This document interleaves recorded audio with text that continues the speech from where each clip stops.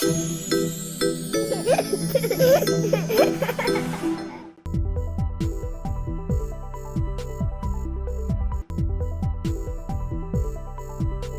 I'm doctor Lavanya, consultant gynaecologist at Paramita hospitals. ఈరోజు మనం తెలుసుకోబోయే టాపిక్ డయాబెటీస్లో డైట్ ఏం చేయాలి, డైట్ ఎలా ఫాలో అవ్వాలి. సో అందరూ ఫస్ట్ డయాబెటీస్ అనగానే షుగర్స్ ఆపేయాలి, ఎక్కువ ఆయిల్ తినకూడదు, ఎక్కువ రైస్ తినకూడదు, ఇవన్నీ చెప్తారు. దాంతోపాటు ఎలా టైం స్కెడ్యూల్ ఒకటి పెట్టుకొని టైంకి కొంచెమే తినాలి, ఎక్కువసార్లు తినాలి. So that's called regular diet in regular intervals. కొంచెము అంటే ఇప్పుడు మీరు 3 పూటలో తినేది ఇప్పుడు 6 పూటల్లో చేయాలన్నమాట. వీలైనంత వరకు రైస్ తగ్గించుకోవడం అనేది మంచిది. దానిలో బ్రౌన్ రైస్ ఆప్ట్ చేసుకోవడం, లేదంటే మిల్లెట్స్ ఆప్ట్ చేసుకోవడం, ఓట్స్ ఇలాంటివన్నీ మనం ఇంక్లూడ్ చేసుకోవచ్చు. దానివల్ల కార్బోహైడ్రేట్స్ మనకి కరెక్ట్గా వస్తాయి, సమపాలంగా ప్రోటీన్స్, ఫ్యాట్స్ అనేవి కూడా ఉండాలి. అది ఎలా మనము ప్లాన్ చేసుకోవచ్చు అంటే, రోజుకి ఒక ఎగ్, ఒక protein powder with no sugar in it, and ఎగ్లో మళ్ళీ యోక్ తినకుండా ఎగ్ వైట్ తింటే సరిపోతుంది. అండ్ వీలైనంత వరకు